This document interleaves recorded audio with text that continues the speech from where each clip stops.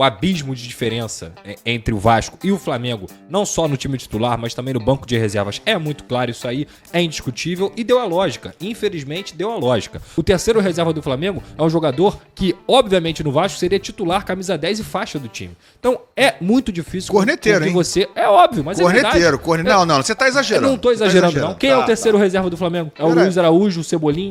Fala pessoal, sejam muito bem-vindos ao Flamengo Informa e agora vamos acompanhar como a imprensa carioca repercutiu a grande vitória do Flamengo para cima do Vasco. Sim, o jogo já passou, porém ainda continuam ali as análises, criticaram o Vasco, elogiaram a postura do Flamengo, que realmente é elogiável ver esse Flamengo jogar. É um time que sempre tá propondo o jogo, vai pra cima, não dá espaço pro seu adversário. Isso é bem legal porque mostra ali um estilo de jogo do Felipe Luiz, né? Que independentemente do adversário, o Flamengo sempre busca dominar as ações. Nessa partida contra o Vasco não foi diferente, então isso trouxe um pouco de tranquilidade para os jogadores que conseguem ter o mesmo estilo de jogo e não tem que mudar, né? Entrou põe um 4-3-3, aí trocou, põe um 4-4-2, aí põe um 4-5-1, não.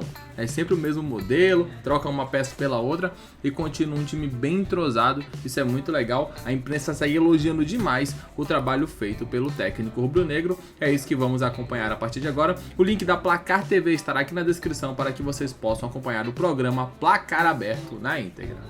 Sendo finalização. Continua sendo fazer gol. Um time que não consegue golear. E aí acho que tá a grande esperança. Rosa, o Vasco foi mal na derrota pro Flamengo ou jogou o que dava pra jogar? Mal você tá sendo Mas começou razoável. muito bem o segundo tempo, né? Não, vamos lá. O Vasco deu a impressão de que, né, fez melhorar ali a coisa. O Vasco fez um primeiro tempo vergonhoso. A gente pode colocar assim. Ou o Flamengo que deu uma... Calma, papa, calma. Isso, Calma, obviamente, tem todo o mérito do Flamengo, do Felipe Luiz, que tem um time que marca lá em cima, que tem jogadores velozes.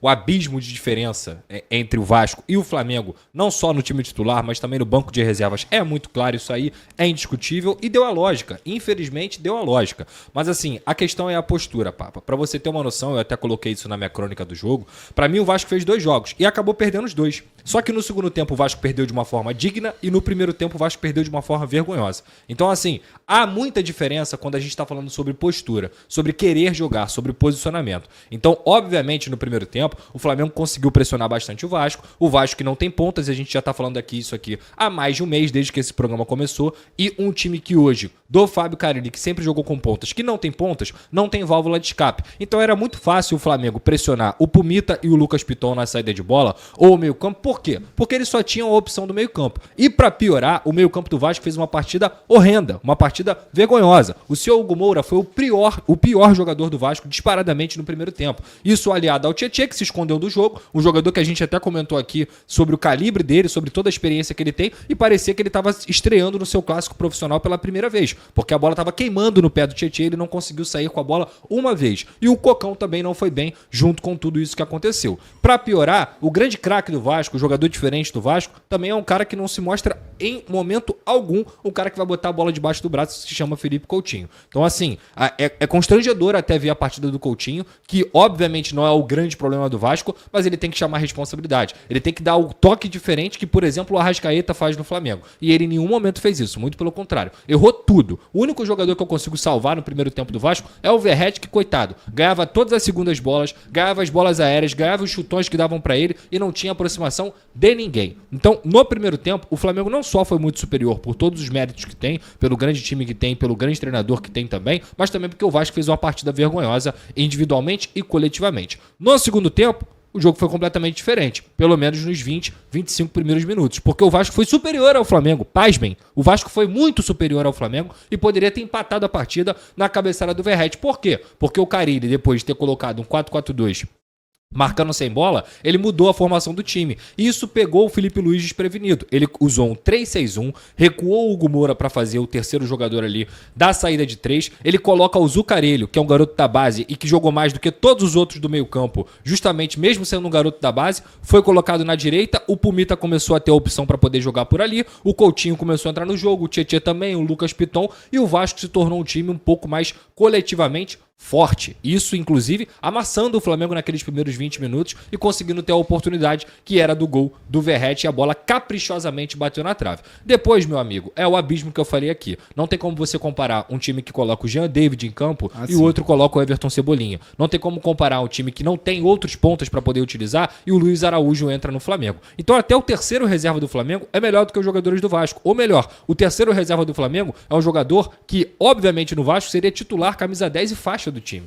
Então é muito difícil Corneteiro, que hein? você... É óbvio, mas é Corneteiro, verdade. Não, você tá exagerando. Eu não tô exagerando, não. Quem é o terceiro reserva do Flamengo? É o Luiz Araújo, o Cebolinha... Porque eu vou colocar assim, o titular é o Michael. Aí se você for colocar o Bruno Henrique na ponta esquerda, ele é o segundo jogador. O terceiro é o Cebolinha. Lá na ponta direita é o Plata primeiro. Aí depois tem o Luiz Araújo. O Matheus Gonçalves seria titular com o pé nas costas no Vasco da Gama. Fácil, sem dúvida alguma. Então, cara, o Vasco Cebolinha é a terceira opção no Flamengo, né? É. Terceira opção. Então, assim, não cara... é terceira, ele tá falando terceiro reserva, como quer dizer, o terceiro que entra no jogo. É na opção ali, é a opção. Porque, mas é por a primeira exemplo... opção pra ali pra saída do Michael, entendeu? Vamos botar o Flamengo E o ideal. Michael tá fora agora, né? Michael né? confirmou lesão e eu tinha falado isso ontem no pós-jogo, anteontem, que na nossa gravação, tem aí o Michael? Mas deixa Eu vou deixar ele terminar, óbvio, claro. Só pra concluir, por exemplo, o Flamengo ideal é o Pedro como centroavante e quem vai jogar na esquerda provavelmente vai ser o Bruno Henrique, porque ele joga daquele lado ali. Na direita você tem uma disputa de Plata e tem uma disputa também do Luiz Araújo. Ou seja, o Flamengo tem 5, 6 jogadores e o Vasco não tem um de ponta. Então, obviamente, Ainda cara, tem o Matheus Gonçalves que joga a ali também. discrepância, papo, é muito grande. Na hora das trocas é que você vê a diferença de um elenco pro outro. E o Vasco, obviamente, não ia manter aquele ritmo que manteve nos 20 minutos. Então, repito, para resumir a minha parte aqui, o Vasco jogou 2 jogos. Um ele perdeu vergonhosamente e o outro ele perdeu pelo menos tentando jogar contra o time que é muito superior. Fala, Papa. Não, eu não tinha discordado de você no começo, não. Você achou que eu tava discordando? Não, quando eu achei fiz não. Quando eu fiz assim, eu tava dizendo o seguinte, o Flamengo, o jogo lá, apesar de... Eu fui no jogo, então tô te falando, tô te dando informação. Tava muito quente mesmo com o horário das 21h45. Então a gente entra num dilema que realmente é muito tarde e que talvez 6h30 da tarde seja melhor, só que talvez 6h30 da tarde também esteja mais quente ainda. Mas aí não vai estar o sol problema quente é o em sol, cima dos caras. não é o sol. Então o calor vai continuar. Sim. Eu acho que o Flamengo, a intensidade que o Flamengo colocou no primeiro tempo, tudo bem, o Vasco não foi bem no primeiro tempo, realmente, foi muito mal, foi péssimo. Mas culminou ainda com o Flamengo, né, fazendo um excelente primeiro tempo, e aí teve essa discrepância toda, porque o Flamengo faz um primeiro tempo para meter 4-0. Com certeza. Entendeu? Poderia ter o saído Vasco com 4-0. em E o Vasco morto. Freio de mão puxado. O Vasco morto. Todo retraído, e o Flamengo, né? E o Sendo Flamengo... amassado, sendo amassado. Flamengo- A bola parecia até uma peteca E pegando aquele fogo. tipo de jogo do Flamengo, marcando pressão, correndo mais, criando muito, aquilo ali desgasta. O Flamengo teve desgaste físico no primeiro tempo. Até o Felipe Luiz mudar o time no segundo tempo, o Flamengo sentiu. Isso é óbvio, calor e aquela força que o Flamengo colocou no primeiro tempo. Então, quando eu fui criticar, comentar o jogo do Flamengo, eu pesei isso. Olha, o Flamengo jogou demais no primeiro tempo, aí você vai pro vestiário e você volta, você esfriou pra voltar. Tá entendendo o que eu tô falando? Quando você volta, Entendi. você já teve um desgaste pesado no primeiro tempo, o Flamengo, o Vasco, aconteceu alguma coisa no vestiário, não tem informação, mas aconteceu alguma coisa no vestiário que muda a postura completamente. E muda a formação também. Não, também, mas deve ter tido uma conversa muito pesada. Pô, não pode acontecer isso, talvez até o Verratti deve ter... Com certeza ele cobra. dos Chamou a companheiros orelha, dele. puxou a orelha dos caras, falou, meu irmão, tanto que ele fala no final do jogo, o time foi sem vergonha no primeiro tempo. Então a porrada, desculpa, o termo a porrada deve ter comido no vestiário. Quando a gente fala porrada comeu, é que os caras devem ter se cobrado e o Vasco voltou contra o time e o Flamengo pensou assim, pô, tá tão fácil, tá tão tranquilo. Tá resolvido, vou que eu vou ficar voltar quietinho aqui, eu vou voltar Sem com dúvida. o pneu arriado pra não estourar. E estourou, e o Michael estourou. O Vasco quase empatou o jogo. Né? Mas empatou. eu ainda te digo mais. O futebol, quando entram esses jogadores que o Pedrosa falou, que são realmente fora de série, mesmo que o Vasco tivesse empatado o jogo, o Flamengo teria feito 2-1. Bem provável. Bom, o Flamengo tem muito mais jogador, né? O É Flamengo isso. tava ali meio que, né, começou a administrar o segundo tempo e tal, achou que dava Então, pra o Flamengo, quando o Flamengo... Ó, a jogada aí. Não, essa aí foi Eu o conversei Lucas com uma Carelli, pessoa da bateu. comissão técnica do Flamengo, que eu falei assim, e se o Vasco tivesse empatado, a gente poderia ter sido empate o jogo?